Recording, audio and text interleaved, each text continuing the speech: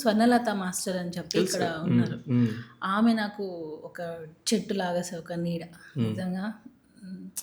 అంటే వచ్చిన కొత్తలో ఇంట్లోనే పెట్టుకొని మాకు ఒక అంటే ఆ టైంలో ఆమె చాలా సపోర్ట్ చేసింది.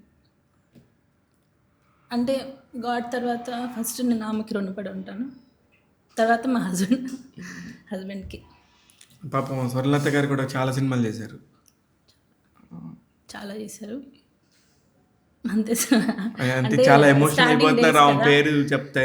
లేదు అంటే కష్టాల్లో ఉన్నప్పుడు మనకి ఎవరైతే సహాయం చేస్తారో వాళ్ళని గుర్తుపెట్టుకోవాలి. ఇప్పుడు ఏం చేస్తున్నారు స్వర్ణలత గారు?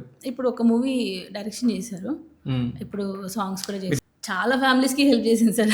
నాకు ఒక్కదానికే కాదు, చాలా ఫ్యామిలీస్కి, ఈవెన్ వాళ్ళ రిలేటివ్స్కి అయినా చాలా మందికి తెలుసు నాకు. ఆమె వ్యక్తిగతంగా కూడా షీఈ్ వెరీ గుడ్. ఎలా అంటే మనకి ఇప్పుడు 1,00,000 రూపాయలు ఉంది అని అంటే 50,000 చూసుకోకుండా అలా ఇచ్చేస్తారనమాట.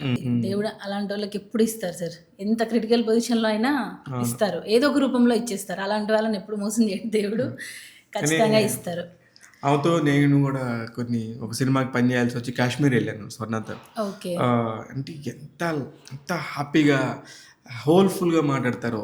అంటే ఎక్కడ లోపల ఏం పెట్టుకోరు సార్ నిజంగా. క్లియర్ గానే సుమా సుమా అని పిలుస్తారు. నేను ఆమె దగ్గరే ఉన్నాను వచ్చినప్పుడు. ఎన్నాళ్ళు ఉన్నారు? 2001లో వచ్చాను. ఆల్మోస్ట్ దగ్గర ఒక 6 months వాళ్ళ ఇంట్లోనే ఉన్నాను నేను. ఉండి ఫుడ్ అంతా పాపం పెట్టేవాళ్ళు, అన్నీ చూసుకునేవాళ్ళు. 2 years వచ్చిపోతూ ఉండేవాళ్ళం. కడప మాది యాక్చువల్గా. కడప నుండి హైదరాబాద్కి వచ్చినప్పుడల్లా వాళ్ళ ఇంట్లోనే ఉండి షూటింగ్ కంప్లీట్ అయిన తర్వాత మళ్ళీ వెళ్ళేదాన్ని.